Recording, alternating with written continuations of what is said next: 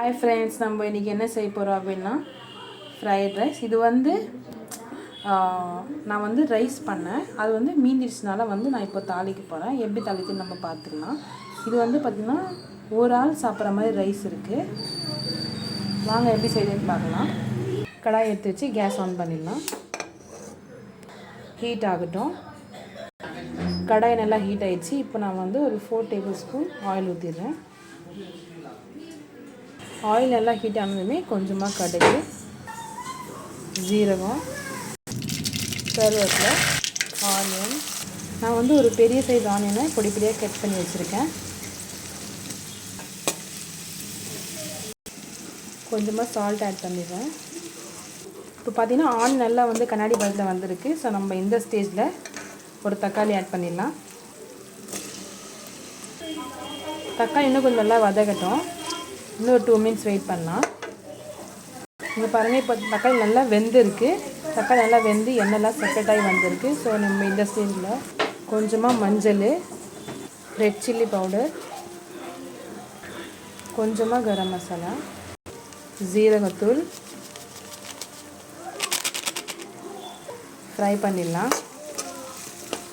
உங்களுக்கு வேணும்னா இந்த மசாலா வேணாம் அப்படின்னா நீங்கள் வெறும் மஞ்சள்தூள் போட்டு ரைஸ் போட்டு இறக்கிடலாம், நல்லாயிருக்கும். எனக்கு வந்து மசாலாலாம் கொஞ்சம் போட்டால் எனக்கு பிடிக்கிறதுனால நான் இந்த மாதிரி செய்கிறேன். நீங்கள் இல்லாமல் கூட செஞ்சால் நல்லாயிருக்கும். 2 மினிட்ஸ் ஃப்ரை பண்ணலாம். பச்சை வாசனைலாம் போகட்டும்.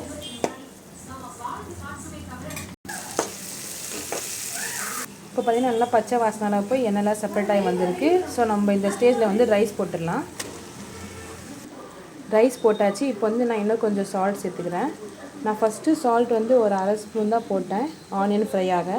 நம்ம ஃபஸ்ட்டே சேர்த்துட்டோம் சால்ட் அப்படின்னா அந்த வந்து ரைஸ் அந்த அளவுக்கு வந்து உரைக்காது. ஸோ வந்து ரைஸ் போட்ட அப்புறம் இன்னும் கொஞ்சம் ஹாஃப் போட்டோம்னா கரெக்டாக இருக்கும். வந்து இது நல்லா ஃப்ரை பண்ணிடலாம்.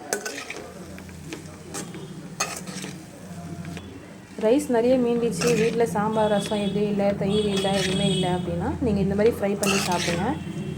இது முக்கியமாக வந்து பார்த்திங்கன்னா பேச்சுலருக்காக நல்லாயிருக்கும்.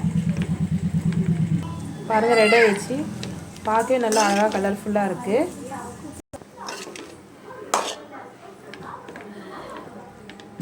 இப்போ வந்து நம்ம கேஸ் ஆஃப் பண்ணிடலாம்.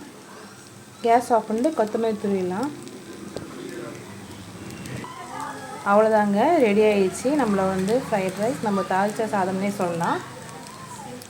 வீட்டில் செஞ்சு பாருங்கள். செஞ்சு பார்த்துட்டு எப்படி இருக்குன்னு எனக்கு கமெண்ட் பண்ணுங்கள். பாய். தேங்க்யூ ஃபார் வாட்சிங்.